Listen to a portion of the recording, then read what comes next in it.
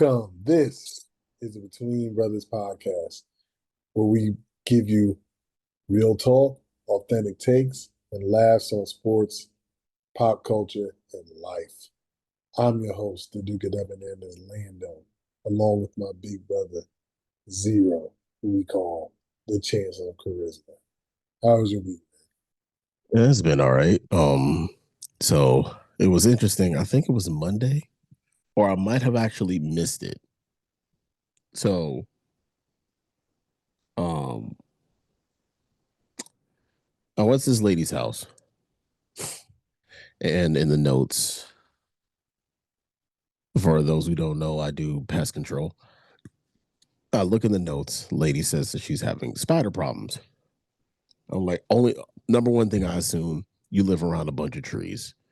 Whenever there's a bunch of trees, but yeah, it was spiders and mosquitoes. Whenever you live around a bunch of trees, spiders, mosquitoes, ants. It's always those three problems. So I show up, lives around a bunch of trees. I'm like, I don't understand why y'all always want to find a space that just harbors a whole bunch of. It's like I know you can't just get rid of bugs altogether. Like it's impossible. But when you move into a space that's just going to breed these things, it makes absolutely no sense to me. But whatever. I show up. I get out the van. I'm about to prepare. I get out the van. I go to prepare. I don't even look at the house yet. I turn around and up against the house, you've seen the riding spiders or the garden spiders. It has the zigzag web going down the middle. I turn around and I see 8 of them on her house. So I don't even Got that arachnophobia infestation. Yeah, I didn't even go up to the house yet. I just started counting what I could see. Mind you, what I could see. So then I count them, I see 8.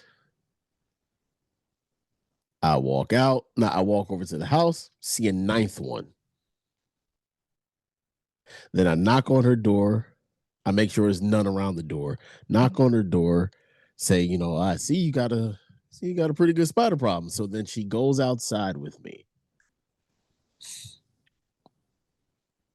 And there was one that I missed, which was on the other side. Like it was basically the spiders were everywhere but the backyard. She had 14 garden spiders. I didn't even catch the last one until I was about to be finished. All of them full grown. Yeah, I was. Yeah, so I took some stuff called wasp freeze, which is funny. I took some stuff called wasp freeze and sprayed all of them. When I tell you them bitches start breakdancing, like one of them was just had his one leg and just spinning in a circle on his freaking on his web. It was like, yo, just fall and die. So then the husband comes home and I said, yo, I took care of your spider problem. He was like, oh, cool, cool, cool. I was like, he was like, where they at? I said, they all chalked out inside the yard. I was like, in the front yard. They all chalked out. They all dead. So then when I go to start knocking the webs down, a copperhead snake pops up and slithers toward the house. I was like, yo, you just got everything, don't you? Wow. They're venomous, right? Yes. Yeah, they can kill you. Yeah, I've been like, good. I don't even need to be in the war. You got problems that we are not equipped to handle. Yeah, because we're talking, and then I turn around, I see that bitch slither up onto the front steps and disappear. I was like, Yo, hey, you got a brown snake? Because the lady, she asked me, was it a copperhead or was it a black snake? Now, distinctly, when you say that, I was like, yeah, it was a copperhead because I've never heard of a brown black snake in my life. So I was like, it is like, I never seen anything like it. It was like, I went most of the summer without seeing any garden spiders. And then I went to a house and they had 7 of them. Now later on down the line, 7 snakes? no. 7 not snakes, my fault. I'm talking about the garden spiders. Oh, okay. So I was like, yo, I haven't seen a garden spider all summer. I went to this Mexican house, 7 of them. But 4 in the front, 3 in the back. This time, I see double that. So I've probably seen about maybe 24 garden spiders this summer. 21 of them are just 2 houses. It's freaking ridiculous. Yeah, I used to get one every year. Didn't see any at my house this year.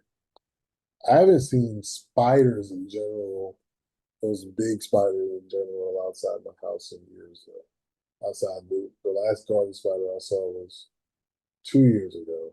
mhm. But as far as like those, because when we first moved here, they used to always build their big webs, and there'll always be like 3 or 4 of them out front.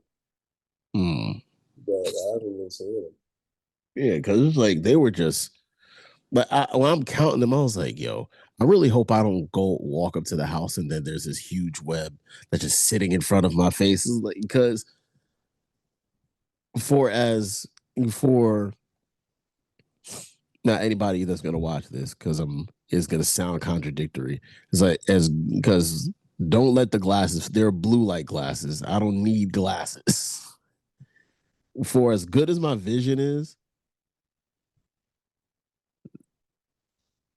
garden spiders always catch me by surprise.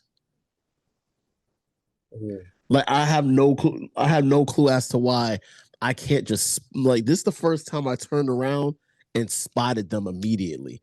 A lot of times I'll see the web and I'll see the zigzag, but it won't even be in the middle of the web. It'll be somewhere else closer Mm. to me. It was like that doesn't it was like that doesn't make any sort of sense. But what's it called?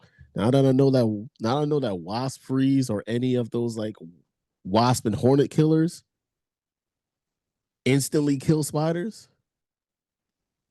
I load up. I see any Mm. big spiders. Yeah, what's it called? They'll start breakdancing. You know, they'll be on some.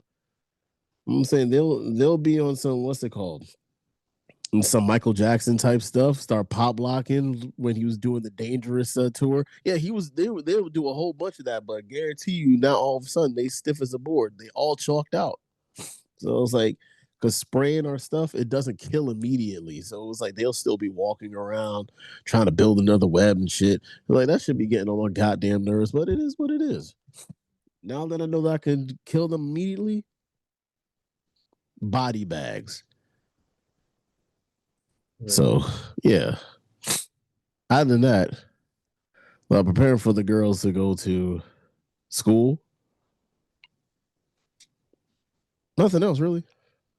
I got you. So, um, I mean, my week was okay. We went to me and Coco Puff had a water balloon fight today. Or a water fight because I bought a bunch of water balloons. Target had them on sale. I bought 6 water guns. I think it. I bought 6 packs of 140 packs or bag of 140 water balloons. Um, so what's that? 84, 840.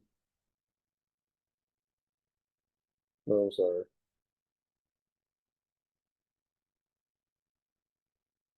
No, yeah, I think I'm right. I think I'm right. 748 for um 840.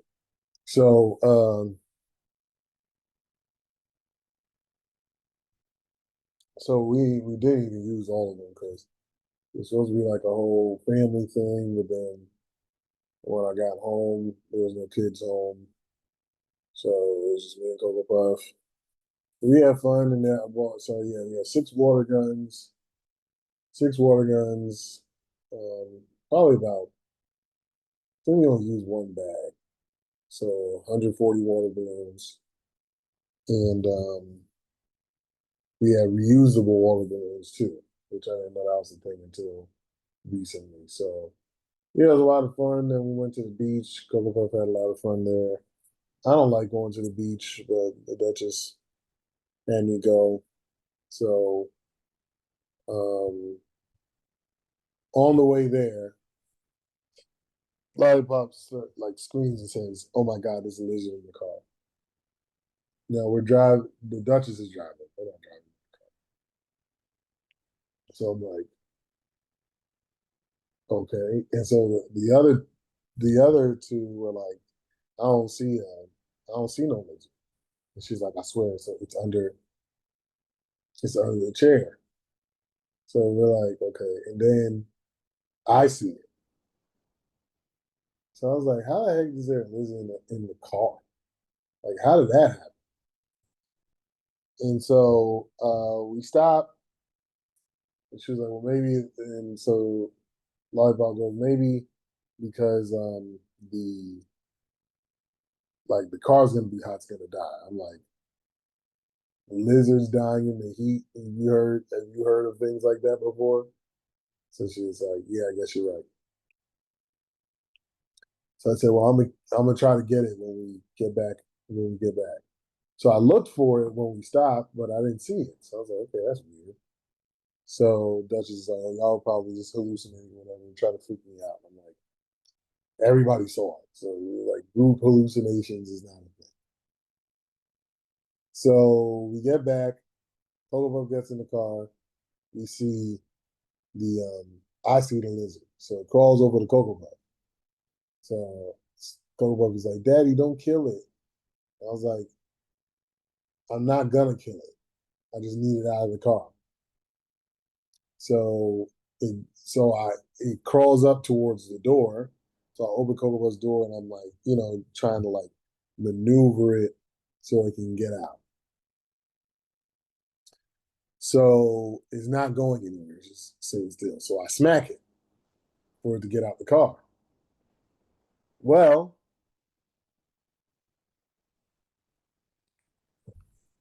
I cut it in half.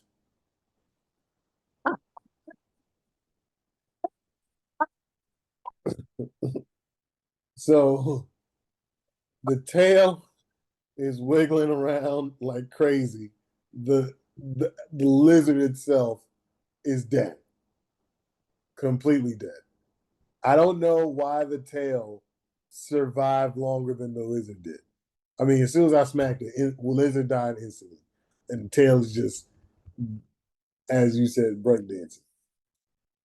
So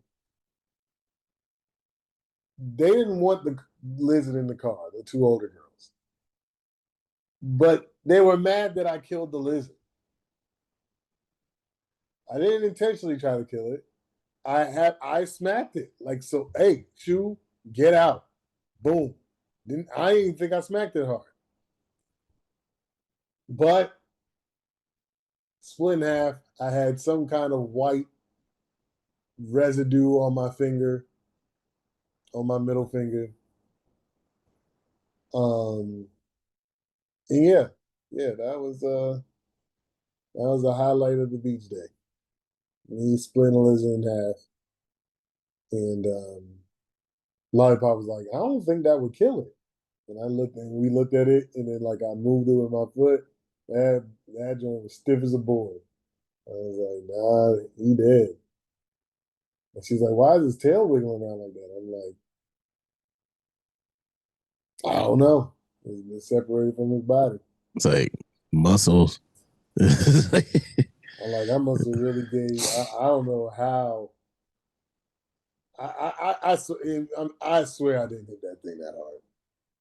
I swear I did. But clearly I did because to split it in half is insane. But yeah, that was my day today. But anyways, let's get to these topics, man.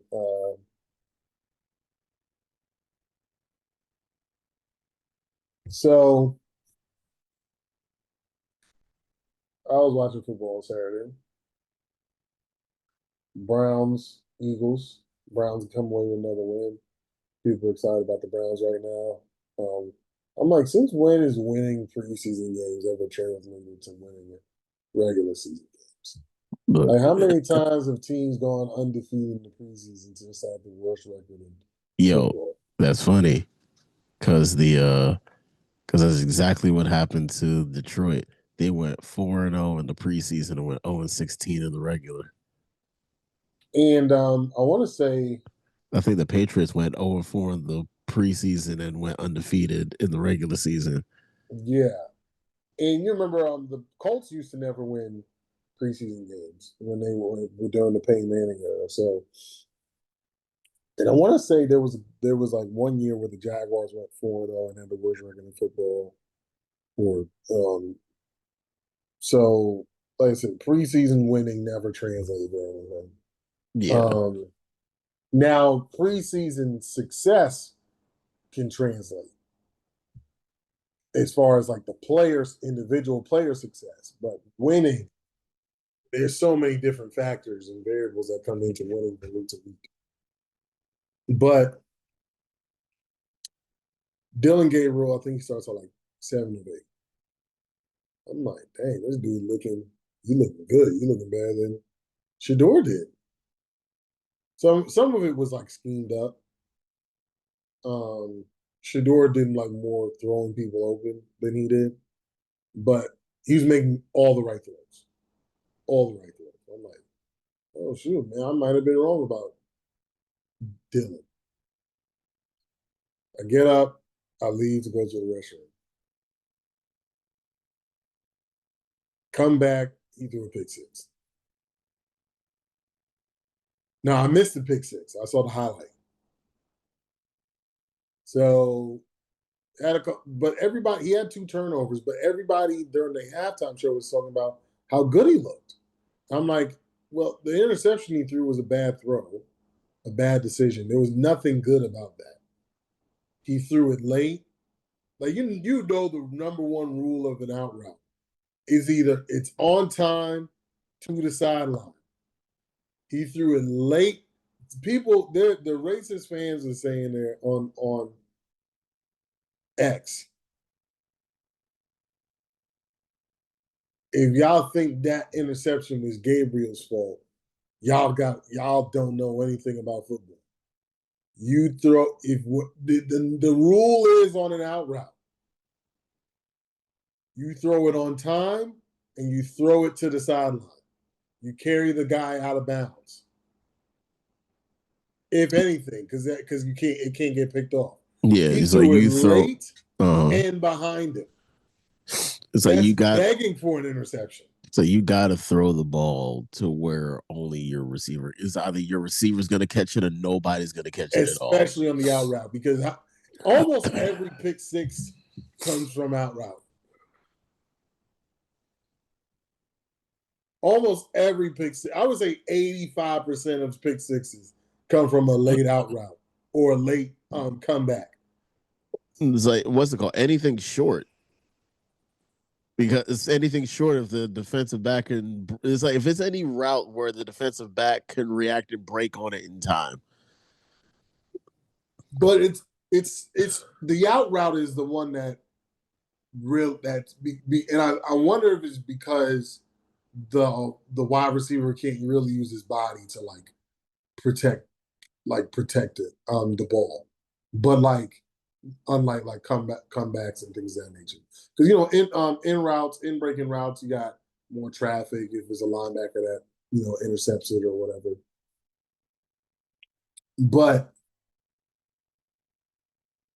and then he has the fumble, which he fumbled a handoff, which I don't remember who the running back was, but the running back was upset with Dillon. But the media was like, "Oh, he had a great first half," and he didn't play for the rest of the game. So during the game, he says they ask him like, "How do you cancel the noise?" And he says, we got entertainers and we got competitors." So social media went on a frenzy, saying that he took a shot at Shador Sanders. He then clarifies it and says, "Oh, like I was talking about the media." But people, I think Shannon Sharp was like, he didn't believe him because he was like, the damage was already done. And I'm like, because he mentioned that when he played at Oregon, how the Oregon coach had mentioned something similar. One, I remember it, but I forgot about it. And two, I don't think that was a shot to Shador. I think I'm not saying he was specifically talking about the media, but I never, when he said it, because again, I was watching the live broadcast. When he said it, I didn't think anything of it. I didn't think like, oh, like, because it's not like Shador had a bad game. So it's like, so why would he say that about Shador? Like Shador didn't play a really good football game himself. I was like, and then you're competing for a job. He's likely not starting if Shador doesn't get hurt. You're talking about everybody wanted to point out like what he did wrong throughout the game, even though I thought, like I said, a lot of his plays were schemed up. Both of them ran the offenses, so I'm not tripping off of either one of them. And if you look at the stats, it kind of looks like Dillon had better stats. Dillon had a better job, but if you watch the game, you saw that he here was the biggest difference. When he stared, he did what most rookies do: look at the pressure.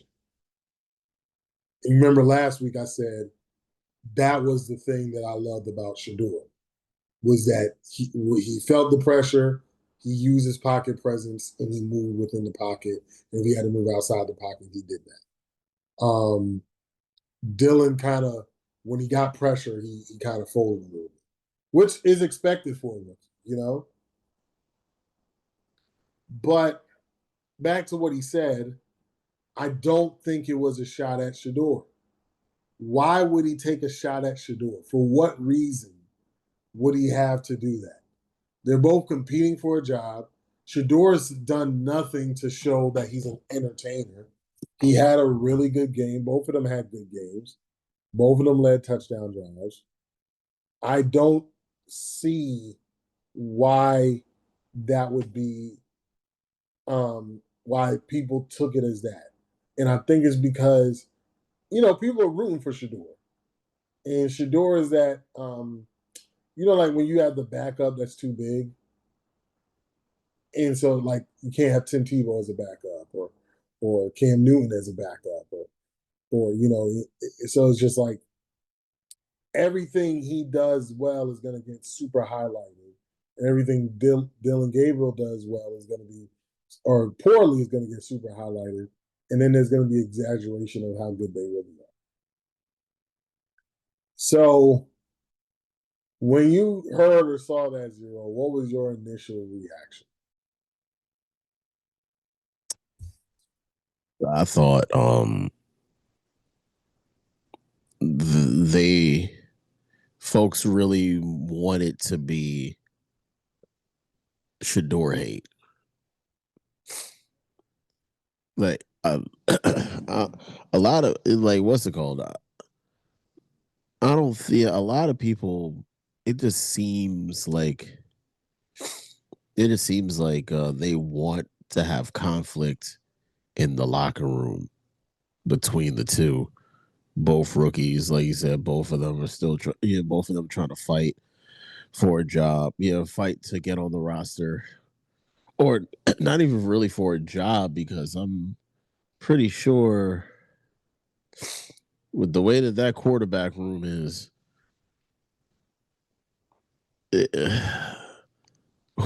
actually I can say that because who knows what the fuck is gonna happen.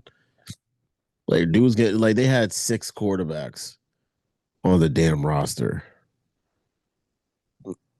It's like, everybody can't get kept, of course, but it just feels like um that folks are trying to build a narrative to say like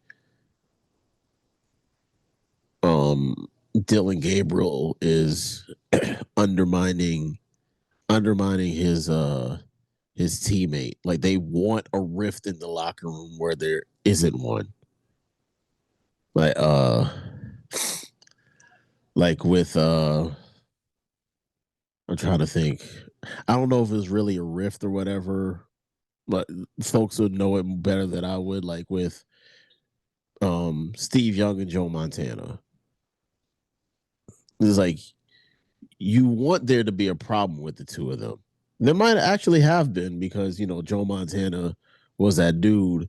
Steve Young wanted to start. He didn't want to be a backup. He wanted to be a starter, but he just had to play the role that he was given. But it's like you want there to be a problem. Like even I don't know if it happened last year with Justin Fields and Russell Wilson. It was like, who do you start? What do you do here? It's like you want an issue where there isn't an issue. I don't think because even though Justin Fields ended up starting, I don't think it was because like there wasn't a quarterback battle. Like it was Russell's job. So when he got hurt, is like what's his name ended up starting, and then of course Russell ended up taking over when better example, Brady and Bledsoe.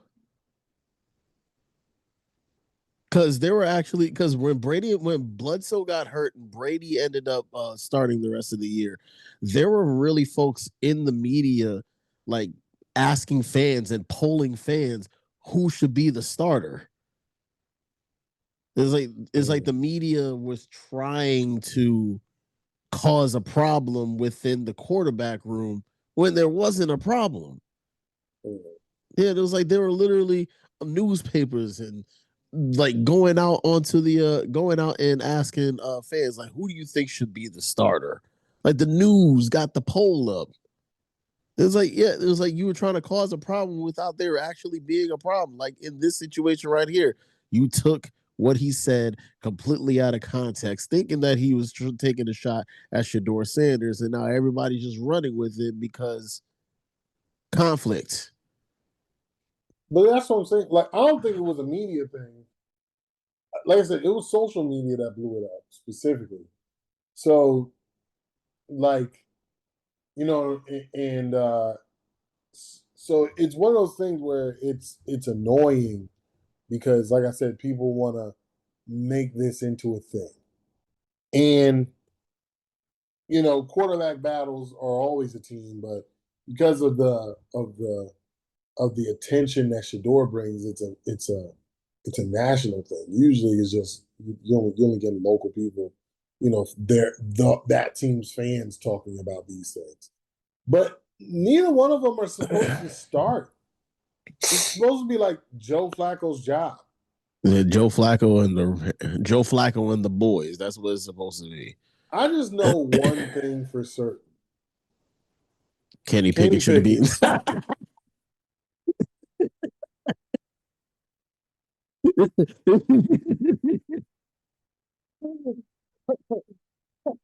Why do you know me so well? For what reason do you know me so well? That guy does not need to be in the league for any reason other than Maybe coaching down the line. Oh man, that was hilarious. It's like one thing, it's gotta be Kenny Pickett. I had to throw a shot at Kenny Yeah. Pickett. And I think that's why Kevin Stefanski came out and was saying that 4 quarterbacks was inconceivable. Because if Because Kenny anything, Pickett on the roster is inconceivable. yeah. It's because I think that's it's not it. Oh, not I think the reason he said that is because, like you said, it's Joe Flacco's job. We get that. He's the veteran. He's a proven winner. We get that. Yeah. But then now, even though you don't really have to, you have to justify trading for Kenny Pickett. So how the hell do you keep him off the roster? I think that's what the issue is. Now, I don't think that they should. It's like just because you traded late round picks for him doesn't exactly. Matt Flynn instantly became a who he played for player. Matter of fact, I need to find out what happened to him after that season. Did he stay on the roster? What, the year that Wilson won the job? Yeah, he was still on the roster. He was the backup. No, I'm saying, but like I know he's a backup that season, but after that season, nobody cares. After that season, he was gone. Yeah, nobody cares. He hit him with that joint from Friday. Once I got my check, I was gone. Yeah, so what's it called?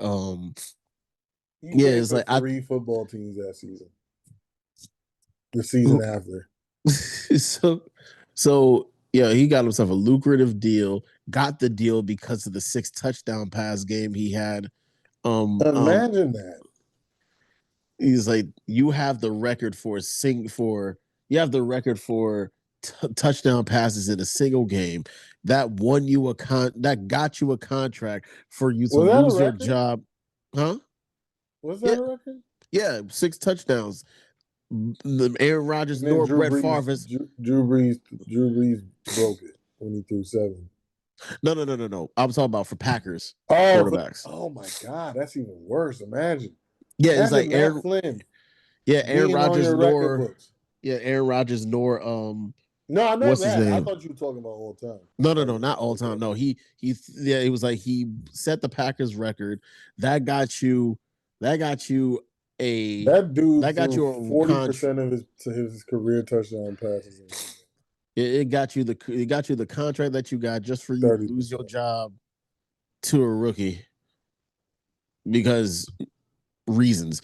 But I think it really feels like the reason why he said what he said is because he wants to keep. I think Stefanski wants to keep both rookies to justify picking the both of them, but then still has to try to find a way to justify trading for Kenny Pickett in the first place. But he understands that I can't keep 4 quarterbacks because it makes no sense.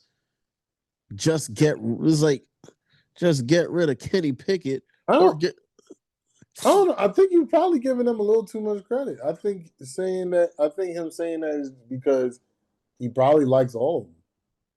I don't know what you would see on tape that would make you like Kenny Pickett. That's the only thing I don't understand. No, I get that, but it's like, but that's my thing. It's like you can't see on tape what is good about Kenny Pickett. But the fact that I think it still falls into the fact that you like him, and you have to justify the trade. So you talking about keeping 4? I wonder if somebody had to have asked him, "Are you keeping 4?" Because you drafted 2. You have Joe Flacco. You drafted 2 quarterbacks, and you traded for Kenny Pickett. Here's the thing about Kenny Pickett. I don't think it was the issue is in which the owner kind of alluded to this. I don't think they ever intended on getting Shedeur Sanders. So when they picked Dillon Gabriel, and it's like they already had their quarterbacks in mind. We're in the 5th round, and one of the best quarterbacks is still available. Let's just roll the dice, pick him up, and see what happens. I don't even think because trading for Kenny Pickett, I think he was still on his rookie deal. It's not like it cost them. Yeah, it doesn't cost anything. You know what I'm saying? So it's like, who cares? They traded what, a 7th round pick? So Yeah. it's like, okay, whatever. Like, we got a first round talent at quarterback right now. We can, Kenny Pickett, even though he was drafted in the first, I still can't. Why? Why? So the Pittsburgh Steelers needed a quarterback Mm-hmm. 3 years ago, and they were like, Kenny Pickett's the guy. And then you need a quarterback 3 years later or 4 years later, or however long it's been. And you see Shador Sanders. And there is nothing on tape that shows, even if you're seeing like, because I remember I said this, like a lot of people compare him to Geno Smith. Well, Geno Smith's been playing good football lately. But people were comparing him to Geno Smith. I'm like, okay, I'm not tripping off him drafting in the fifth round if you're going to compare him to Geno Smith. And that's his upside, right? But there's nothing on tape that should have shown you that Kenny Pickett was worth a first round pick in the late 20s and Shador Sanders wasn't. I think And then you Pickett hold was the out. only. You could have, yes, he was the only quarterback picked in the first, one of the worst quarterback drafts in recent history. And so, and even if you were going to still get Aaron Rodgers, you can get Shador Sanders. Yeah. Because Aaron Rodgers is only going to be playing 1 year. Aaron Rodgers shouldn't even really be in the league after what he did last year. Like, because he's like, what they call him, an old curmudgeon. You know what I'm saying? Like, he's doing ayahuasca trips and stuff. That's not a guy you need leading a football team on the offensive end. So, I mean, I don't know. Like, it's just strange. They watched Kenny Pickett and they were like, yeah, we really need a quarterback, so we're going to pick that guy in the first round. And then they're like, oh, yeah, Shador has a lot of really good tools. He's the second best quarterback in every draft expert's analysis. Not saying they have to go by that, but he's the second best or the best quarterback all across the board. And we're like, yeah, he's not worth it because we're getting Aaron Rodgers. And you still weren't even sure if you were getting Aaron because that dude wasn't giving anybody an answer on what it was that he wanted to do. I hate it. But yeah, I mean, to everybody listening to this, I love Shador. Don't make this a thing. Don't make this a thing. You know what? You know what y'all need to be comparing this to? Y'all need to be comparing this to Jackson Dart being picked over him. Y'all need to look at Tyler Shuck being picked over him. And people are like, Dillon oh yeah, they Gabriel. threw bombs for touchdowns. So what? So what? You know that don't happen during the regular seasons. It's like you rarely see bombs in NFL games anymore. Yeah. You know what I'm saying? So it's just like, okay, he threw a bomb against a backup safety. So what? Like, just watching them in college, you know that those players aren't better than Shador. Better players or leaders. So those are the people you need to be. Dillon Gabriel was a third, fourth round pick. Let's not make it seem like this is a thing. Compare him to the guys who were really picked over him that went first round. But anyways, let's Michael Porter Jr. is a strange dude. The NBA player, I think I don't think he's on the Nuggets anymore, is he? Nah, he got traded to Brooklyn. Okay. Former Denver Nugget, NBA champion, has gone on a tour on podcasts saying that his brother don't get no women. Why do you think that's something that needs to be spread across? Why do you that he understands, like, because I think he was saying something that was taken out of context because I'm going to say this. Mm. Podcasters, we don't have the most popular podcast. Whatever. But I just need podcasters to hear me when I say this. Stop complaining about people taking words out of context when you literally clip it purposely to be taken out of context, because that's what gets you clicks and likes and conversation. Because as soon as you got the stuff clipped up, then all of a sudden it's like, he really said that? Now I got to go and listen to your entire podcast to make sure that it's not exactly what the fuck it is that I just heard. You know nobody's doing that. Nobody's going back to listen to the full podcast. What they're doing is reacting off the clip, and then the podcast. I'm not sure if these podcasts are upset, but the podcast is going to say, like, man, you got to see the. Now, if it's a different outlet that did the clip or whatever, that's different. Yeah. But this is your outlet that did it. What is you the one that got to answer for that shit? So he says, like, the clip is like, it's if you want your boys, pretty much you want your boys to get a bag.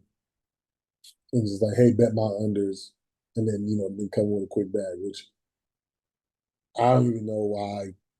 You know how much money you got to bet to make that kind of bread? Because over under is 50-50 bet, so it's minus 110. Yeah. So you got to get 10 grand, you got to put up 5 grand. So your boy's already getting money. Your boy's already got a bag. They put down a bag to get a bag. You know what I'm saying? It's not even a full bag because it's minus 110. So like they put 5 grand up, they'll get like I think 9 grand back or 9,500 back or something like that. Uh-huh. So it's not they won't even double their money. So it's like unless you do like alternate unders or you go on Fliff. Nah, ain't nobody using that. Is that even still an app? I saw somebody bet boxing on that. I said, "Oh yeah, you a real fan," because I would have never heard of that if it wasn't for you talking about it. I never saw this clip, this ad, nothing from Antonio Brown. Yeah, you don't want to. You don't want to. And I never, how many? That was like what 4 years ago, 3 years ago. Yeah, I've never had it. No, you should. That shit is hilarious when he's in the airport wearing a hockey jersey, some freaking, I think some boat shorts and some knee-high rain boots, standing up inside of a waiting area at an airport talking about use my promo code and forgot about that shit. That's dude. But why you so he says like something along the lines of that, and he's like, okay, like it's an easy way to get all your homeboys with, which is understandable. But first of all, why would you put that out there? like if players were doing that just to get their people some bread, why would you put that out there? That's first of all. And you know what? Go ahead. And it makes me think that because I think he was just using that as an example, like, when folks, it was like the problem with sports betting. Yeah. Yeah, it was like, but I get it. Why would you say that? Yeah, because it's just like, like these casinos and sports books, they like investigate this stuff. So they would see if there's a pattern, you know what I'm saying, of these things going on. So like, I guess him saying it doesn't really hurt anybody. But why would you put that out there if that was something that somebody was doing to help their people out? The second thing is, why would you put out like, yo, my brother, his vice is gambling. God gave him that vice, but God gave me the women's vice. Because like I just love women and I got a thing for women. Like it's like your brother's either homosexual or don't get women himself. That's the second thing. No. The third thing. No, chill. No, he didn't say. He didn't say that to say that about his I'm brother. not saying that that's what he said. I'm just saying when he said it, that's how I took it. That's No, all I'm saying. not because his brother's married. He was like, no. He's He like, yeah, no, that don't mean he don't love women. He don't want no side pieces and no, stuff he like just that. he ain't a womanizer like his brother is. He like, man, That's all he's nah. saying is like, I'm a womanizer, my brother's not. Yeah, But he's then like, I nah. get money, but my brother's broke. He's like, I get money, my brother's broke. I get hoes, my brother doesn't. That's what No, he was you didn't saying. say it right. You ain't saying it right. He's like, he's like, no, when you said I get money, my brother don't. No, it was like, no, you said, no, when you said I get hoes, he's supposed to make it rhyme. Yo, that shit, like, My brother gets bros. Jesus Christ. I don't know. He's like, I get money, my brother won't. I get hoes, my brother don't. He like, Yo, yeah, that's that's how I the took it. Now he probably meant it the way you just said. But when I no. heard it similar to people going on a frenzy with Shador Sanders and Dillon Gabriel, I Mm. didn't take it that way. And then the last thing, the third thing I gotta say is Mm. Ben Simmons needs to be investigated. Because I know that's what he's been doing for 4 years. That's why he knows. He came to Brooklyn and heard the rumors. That's why he put that out there. Oh Ben my Simmons God. has been doing that. That's all I'm saying. Like, because there's no way. There's no way. There's no way Ben Simmons isn't up to nefarious acts. You can't do what he does and not be up to something. Look, man. All I'm saying is, where is all this coming from? Why? Like, because he got too much free time, man. Yeah, because when the dude that all the stuff to do in New York, and this is what you chose to do. Yeah, because the dude that I saw because I saw what Legend of Winning, he reacted to it. Then I was just scrolling through Instagram, and another guy, he just took the out of context thing, and he was he took the clip out of context and said what he had to say, and it was like, did you not watch it? Like what you said earlier. It's like folks clip it, others react to it. But yeah, folks just react to what it is that they see. They don't dive deeper into it. It's just a like instant reaction type of situation. Like my thing is, because dude said this. Did Denver have him reined in? And now that he's in Brooklyn, he has the freedom to say what he wants to say. Because my thing is, because I know you won't really know, but because like, nobody's doing things like this in Denver. That's the thing. They're too busy skiing and making money. I heard Denver is like really big, like really rich city. Like they make a lot of money out there. So all they do is ski and make money. Nobody got a podcast in Denver. Speaking of Denver, why do you have a Rockies hat? Was that intentional? Yeah, it's intentional. You intentionally bought a Colorado Rockies hat. Mm-hmm. Anyways, so no, there's nobody running a big podcast in Denver. New York, there's probably 100,000 podcasters just like there are rappers. Mm-hmm. But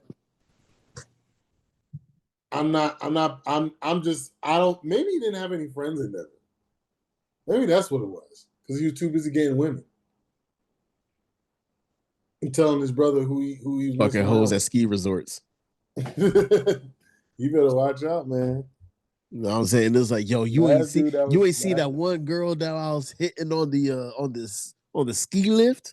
So how'd you pull that off? It don't matter how I pulled it off. what matters is that I did pull it off. It's like, what you doing? It's like microwave a ravioli because I ain't got no money. Yeah, man. You know It's what like, I'm saying? I got you that know, Chef Boyardee, my dude. I'm saying it's like not even Chef Boyardee. He's like, that dude got some. That dude got some great value. It's like the sauce is runny, but I make it work.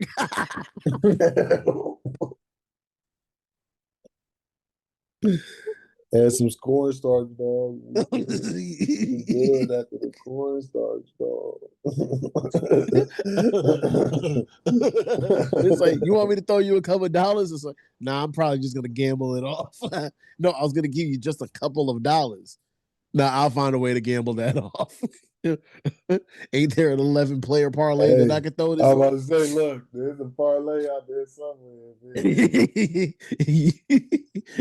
It's like parlays is like alcoholic. It's 5 o'clock somewhere. There's a parlay somewhere. There's a parlay out there somewhere, man. If I all these hit this just right. all these niggas is gonna hit a home run. I've been seeing some of these parlays, man. I'm like, I used to be a parlay guy, and I was like, this does not make any sense mathematically. That's Yo, why they pay so much money for it. it feel like parlays be on some insider trading type shit. Because why the fuck? Bro, I remember somebody gave me a parlay, and it was a glitch in FanDuel system. Uh-huh. You would parlay, and it would be like you would make like 20x on your money Yeah. because it was a parlay.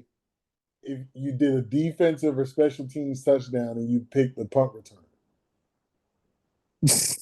and so it would be like plus 20,000. So you make 200x on your money because it's like, and after that joint hit like for like 2 weeks, FanDuel shut that thing all the way down. They're like, oh yeah, no, y'all gaming the system. Cause it's like, yeah, you would pick the punt returner, especially if it's a team that was against like a bad special teams. Mm. Pick the punter kick returner and say defensive special teams touchdown, parlay them together. And like that one yeah. guy. He won like $750,000. Like he bet $5 on like a 20-player parlay. All of them had to score a touchdown. I was Yeah, like, man. how the like, are you serious? I saw a dude. I always, this is my biggest bet that I won as far as like how much, not how much money I won off of it, but like how the when I first started gambling, I only did play this one time as correct score, and I remember calling you when it was a Titans 49ers game, and I was like, Yeah. yo, I think this game is gonna go 2017. Who would you go with? And I think you had picked. I picked the I Titans. I forgot who you picked, but I picked the opposite team because I was like, man, I'm just not feeling that team is gonna win. I can't remember who it was, but went to bed. It was 14-14, I think. Went to bed, woke up, 2017. I'm like, oh, okay. And I looked at FanDuel. I bet like $1 on it and Mm. won like $281. Mm. So I didn't know you can parlay these things, which I wouldn't recommend this to anybody. But somebody hit a parlay for it was like plus 200,000 for the NFC and AFC championship games. Correct score.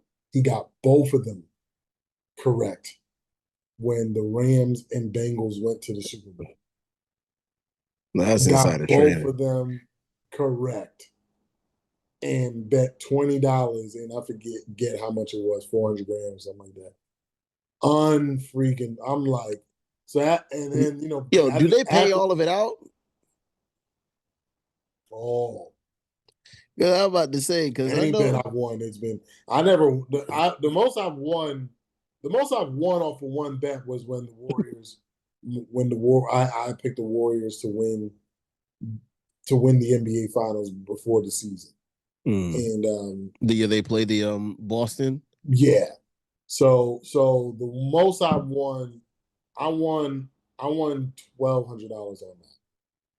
So because I picked the Bucks and the Warriors to make it to the finals. And then I picked, I was hedging. So I picked Bucks to win the finals, and then I picked Warriors to win the finals preseason. So of course, but I think I didn't even put much money on it.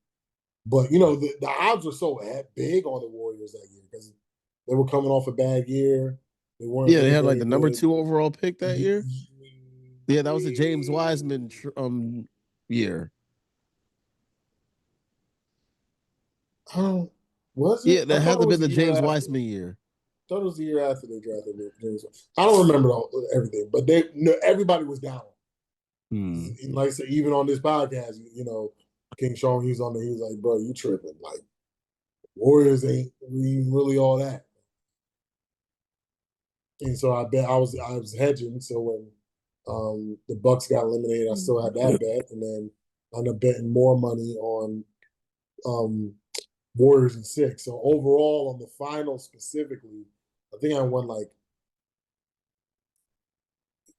1,400, but 11 and some change of it was off of that preseason bet. So like, but literally next day it was in my account, and I've seen like other people who've hit parlays and $200,000+ parlays that they've won, and it shows one, and it shows it in their FanDuel account or whatever betting app they use. Okay. I don't play parlays like that, but if I ever did hit one,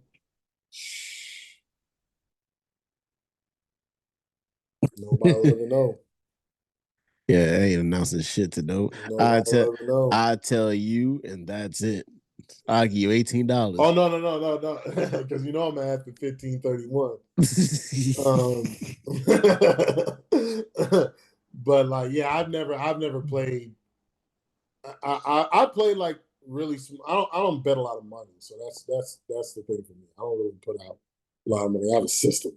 It's like Yeah. so it's just.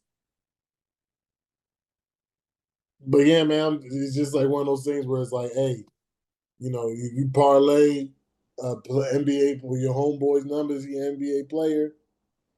You parlay he under on everything, all unders. Because I remember somebody told me to do that. They were like, "Oh, just bet unders on guys who get injured a lot." So like, I remember I did a parlay. I bet Kristaps Porzingis unders on everything, and then he got hurt, and I won like $80. Oh, okay, yeah, you gotta, and it's, of course it's luck too, because it's like you gotta be lucky enough to that guy to get hurt. But if he gets hurt, but I'll never put money on Ben Simmons. I probably should have done that with Ben Simmons a lot. But yeah, but I wouldn't do it because they don't make me like him. You know what I'm saying? They don't make me appreciate him, and I want to keep the hate. I want to keep the hatred fire going. But yeah, I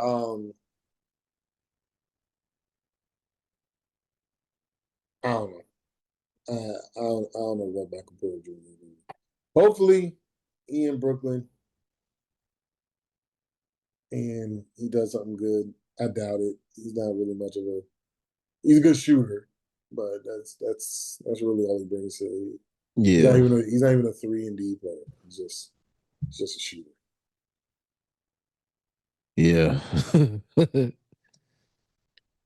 What is up with these Porter Juniors, man? Otto Porter Jr., Michael Porter Jr., just weird guys. What is it, Kevin Porter Jr.? Is Kevin Porter a junior? Yeah. It's like, why all these Porters are juniors? What your daddy ever did?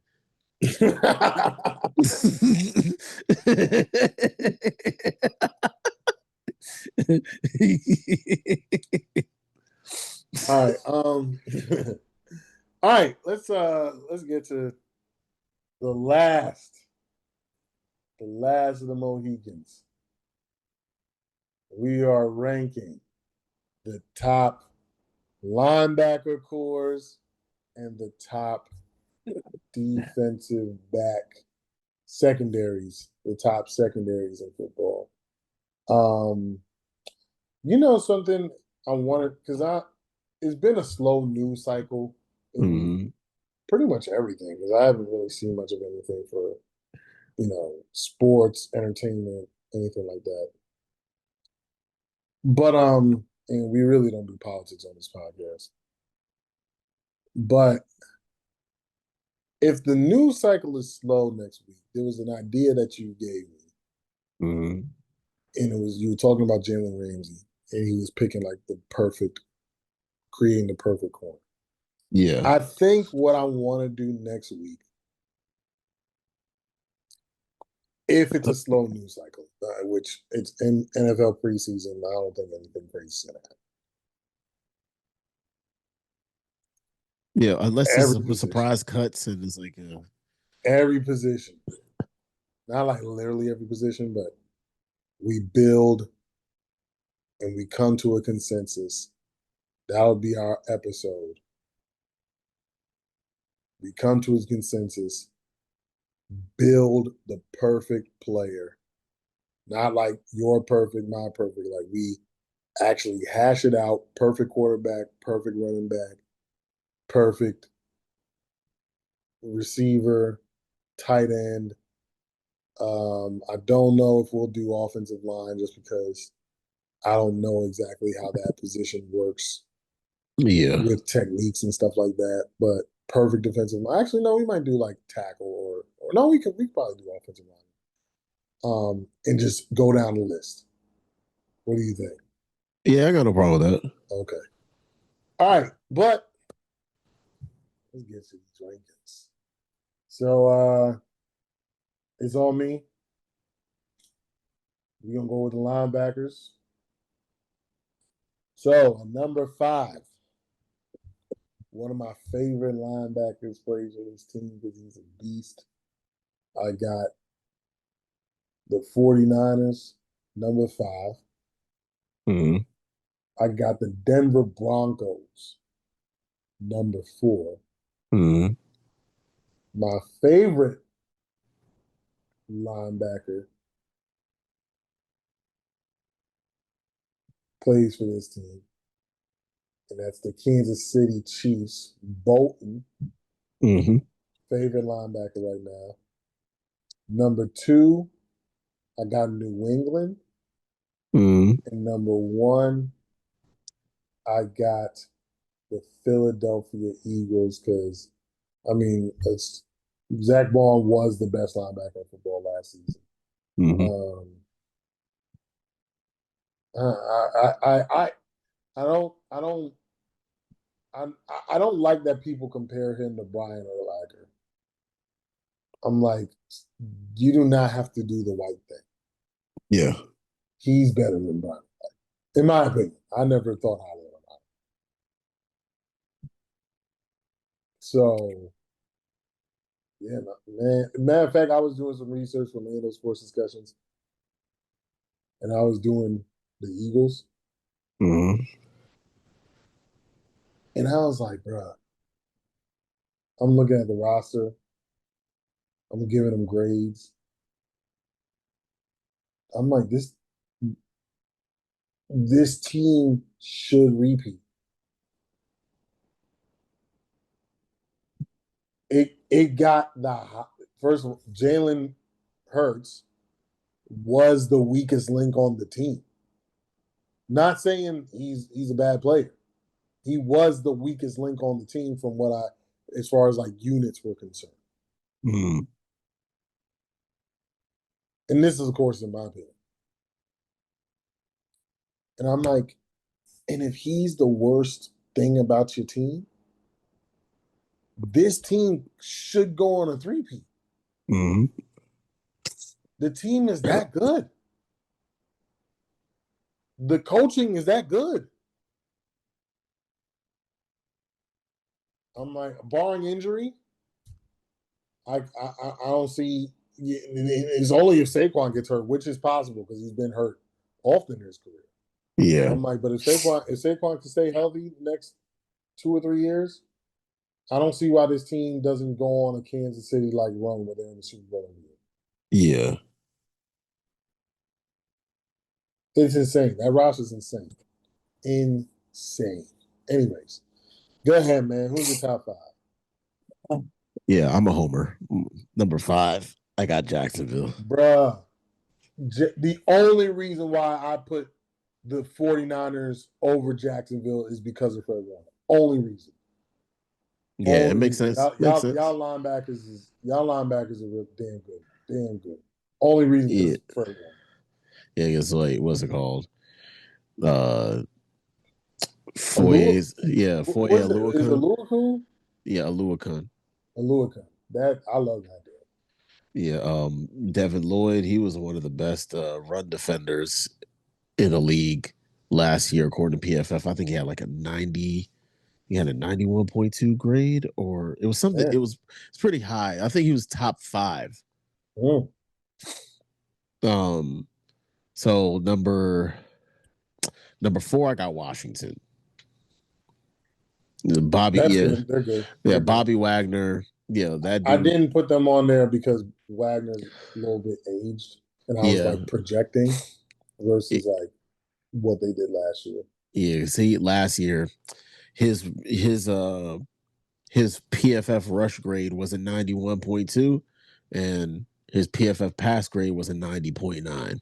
It's like, for him to, like, that's, And he's like 5'11". Like yeah, he basically, yeah. amazing, man. Um, number th- Amazing.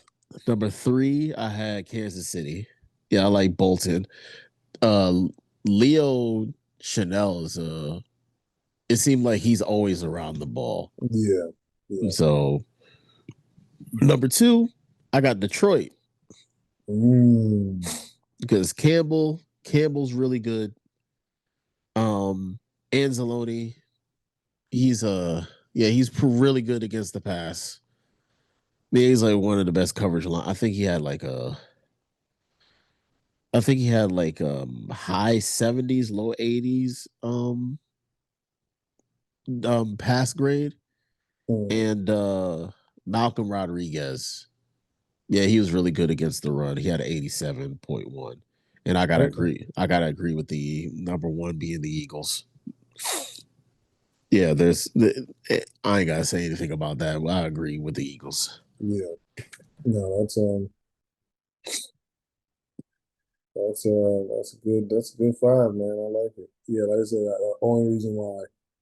um the only reason why I put the Jaguars didn't make my top five is because of Fred Warner. Only reason. All right. Defensive backs are on you, Zero. All right, so little controversial. Number 5, I got Denver. What's controversial about that? Because you would think that with having the defensive player of the year, they would be a little bit higher. Oh, okay. so, I thought you so, were okay. I'm on the other side. so, yeah, because I mean, they have Surtain. We know about him. A guy that came out of the draft that they got that I really liked a lot was Jade Barron. Like, he can do everything. Mm-hmm. And they have Brandon Jones at safety. I can't remember who the other safety is, but what's it called? Patrick Surtain, and then have them having a what I'm gonna start what they have as a joker piece in Jade Barron, play safety, play the slot, play outside. He did it all at Texas. It's like let's see if all that translates over. Number 4, I got Detroit. Mm-hmm. There's you have it was Kirby Joseph. I think he led the league in interceptions last year. Yeah, yeah, he was damn good player. And of course, you Um, got Brian Branch.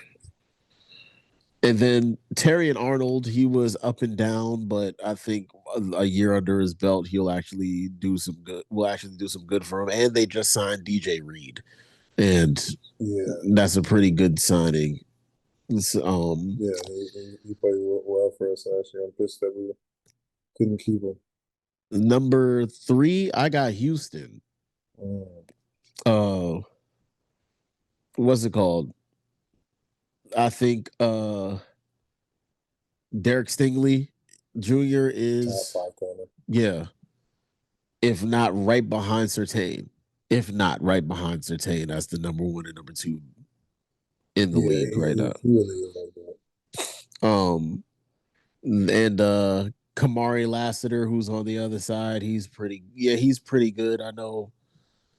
Yeah, because he was a rookie last year, but he's really good. Coming out of Georgia. Georgia know how to get some defensive backs. Yeah, know how to find some defensive backs. And then they did get Gardner Johnson. They thought that he tore his ACL, but they MRI. This is the first time I ever heard of a guy that probably had a serious knee injury and then to get an MRI and find out nothing happened to his knee. So, and then I like Jalen Petrie that was on there too. He was another chess piece that they could put around like Jahdae Barron. Like that's who they compared Barron to when he was coming out of the draft is Petrie because they're about the same size, around 5'11", like 195. And you can put them anywhere and they'll be successful. Number 2, I got Kansas City. I got because I think Watson. Trent McDuffie. Yes, especially Trent McDuffie. It was like top 5 corner. Yeah. And number 1, I don't think it's a debate at number 1 to me, is Baltimore. Yeah. Because what was it? Marlon Humphrey. They just got just Alexander. And Kyle Hamilton's the best safety in football. Like I don't even think that's up for debate. And then you have another Kyle Hamilton clone next to him in Malachi Starks. Because even though his combine numbers weren't ideal, put on the tape. Yeah. And you still got Nate Wiggins. The Nate Wiggins one kills me so much because I wanted him to be a Jaguar so bad. But I think that was the same year we drafted Brian Thomas Jr. I think I'm good with that. So, I needed that. So it's like Nate Wiggins. Nate Wiggins is gonna be a good one. But yeah, I think it's. I don't think it's a debate. I think Baltimore has the best. Yeah. No, I mean that's a strong 5. It's a strong 5. For me, only reason why I put them number 5 is because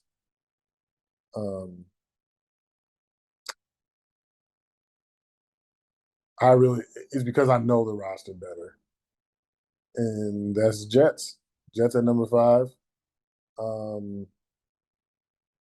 I think now that, and of course, mine is more about projection into what's going to be into next season versus like what they did. I think everybody pretty much had a down year after Saleh left. I think the only person who really played well was DJ Reed on the defense last year. Well, we actually somehow finished top 5 in defense. Even as bad as it looked, which was strange. Because watching the games, I would have never thought we were top 5. I'm like, we giving up big plays, chunks, and things of that nature. But watching the preseason game the Jets played and seeing like Sauce Gardner having like a lot of his swagger back, I'm like, yeah, we're gonna be top 5. So he can't catch the ball, but whatever. Number 4, I got the Texans. Love their defensive backfield. Number 3, I had Detroit. Part of me is like, are they going to lose something because Aaron Glenn isn't there anymore? So I was hesitant to put them. I wanted to put Kansas City there or on the list, but I was like, just because I like the overall talent of the Lions DBs, Kansas City didn't make it on mine. But I'm not mad at you for having them on your list. Number 2, I had the Denver Broncos. Defense player of the year in Patrick Surtain. Even though I've said this before. Because Darrell Revis never got a Defensive Player of the Year, I don't think any cornerback should have Defensive Player of the Year. That's just me personally. Because the year that he put on there, and, they said, like, even Charles Woodson said, who played corner, said, like, Revis was the best corner, but he was the best defensive player. And so I think it's just because of everything that he did, especially with, I think he had forced like 12 turnovers that year or something like that. So, I mean, he had a fantastic year. But just personally speaking, if Darrell Reeves ain't got Defensive Player of the Year, literally locking down Hall of Fame not just the best wide receivers in the league, Hall of Fame level wide receivers. I don't think any one of them got over 40 yards. The one that surprised me the most was Andre Johnson. Andre Johnson gave everybody the business. He had 4 catches for 35 yards. Cut it out. Like there's no reason why that guy shouldn't have. Anyways, I digress. Also, because it should count for something that the Jets had the best defense in football. Because of him. It should count for something. Not saying the Green Bay Packers didn't have a great defense as well that year, but it should count for something. Anyways, so I don't like the fact that he won Defensive Player of the Year, but he's Defensive Player of the Year. So, and to be honest, man, I don't want the Broncos to do well because I don't think Bo Nix is good, and I don't like Sean Payton. But that defense is too damn good, man. Like, they're going to win 6 games off of the defense alone. So, I hate them. But anyways, number one, you already know. After what I just said about Kyle Hamilton and co-signing everything Zero said, do you think I had somebody else at number one? Did y'all think I was going to throw a wrench in there to spark an unnecessary debate? The answer is always going to be no.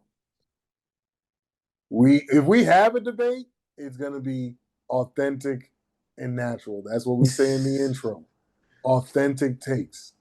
We don't just say hot takes just so we can start arguing. We're not that kind of podcast. But we agree. And like I said, and also it's not like there's anybody like on any of our lists that we've done, we haven't had any debate on them. Because there's nobody who is like, I can't see that person being there. Yeah. Or I can't see that team being that. It's just because even like the one we did individual players. The only position we did that for was quarterback. Yeah. And it was like Zero had Jalen Hurts top 5. Yeah, he was my 5th. And he didn't make my top 5, but I was like, 6 or 7, maybe 8 for me.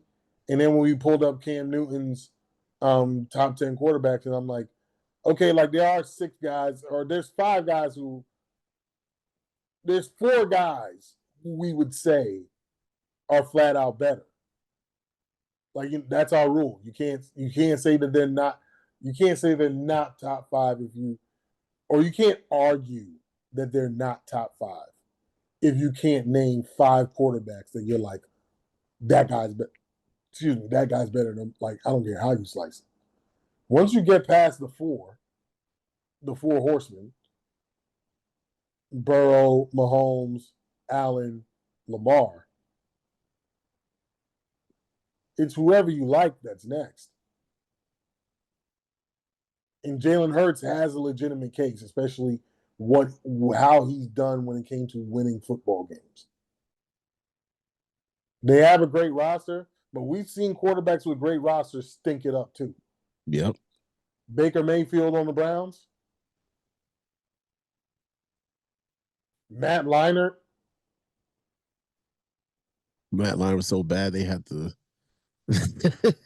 pull Kurt Warner out of retirement. I don't think he was retired, but he was. They drafted him because he was supposed to be one step out the door. Kurt Warner was supposed to be one step out the door. Man, he was just one play away from winning the Super Bowl. So, yeah. Anyways, so we haven't had any arguments or anything like that. The now building the perfect player might have a little bit of the certain positions might have a little bit of hostility, but yeah, no, we're not making up fake arguments. So let's go ahead and wrap this up. Zero, what is your parting shot? My parting shot is this. As y'all know, I'm a wrestling fan. And I saw a video today. This guy said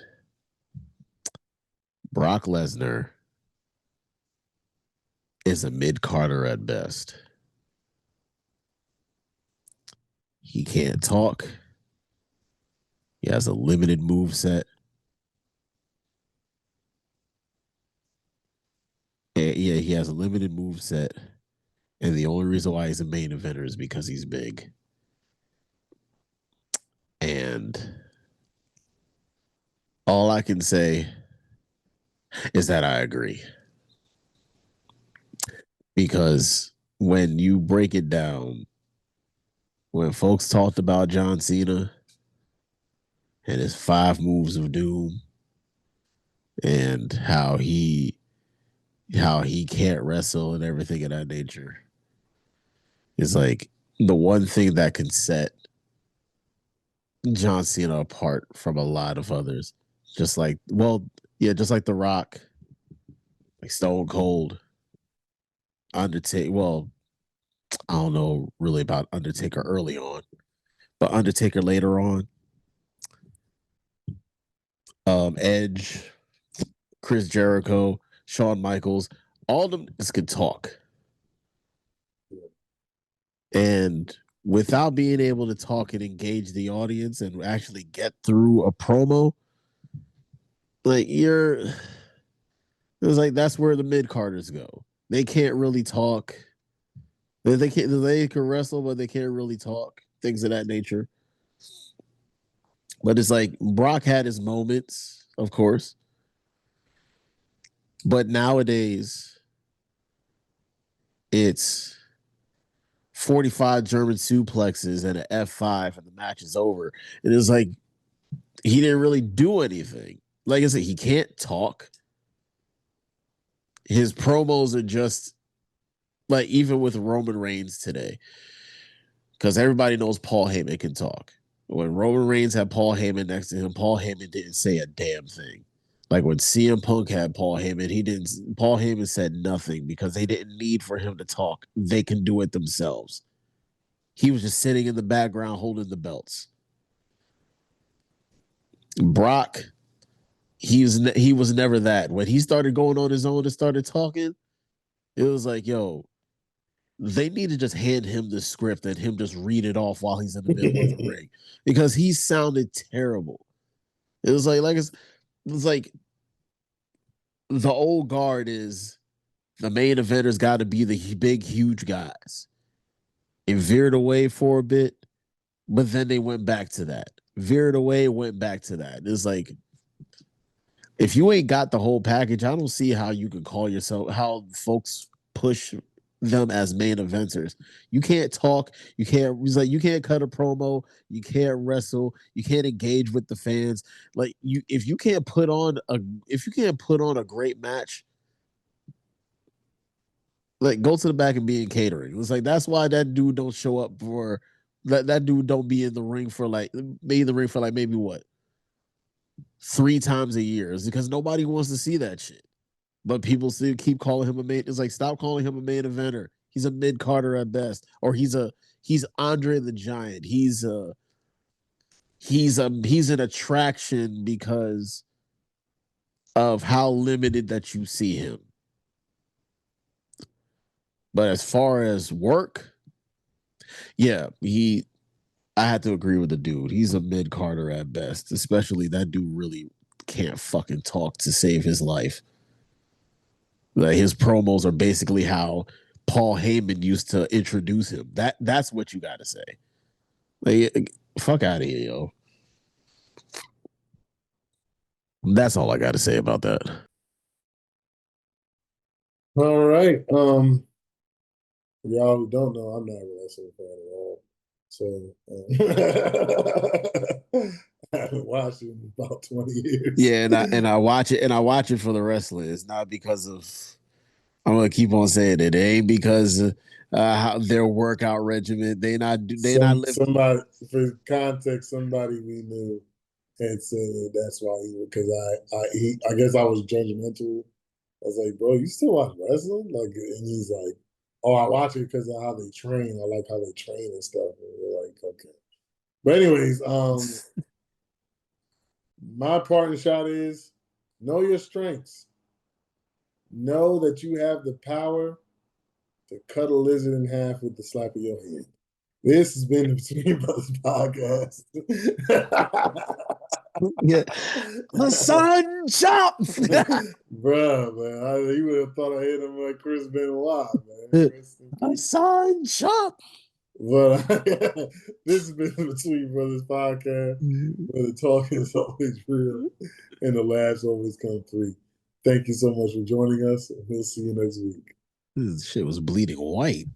This is bleeding mayonnaise. Bruh, yeah, and the stuff started burning me. Yo, what the fuck? That joint had acid meat in this damn. Yeah, it was like it shit started burning. Expired Miracle Whip was coming out of his body. Bruh, man. Yeah, it was like little white specks. Yeah, nasty work, man. All right, y'all.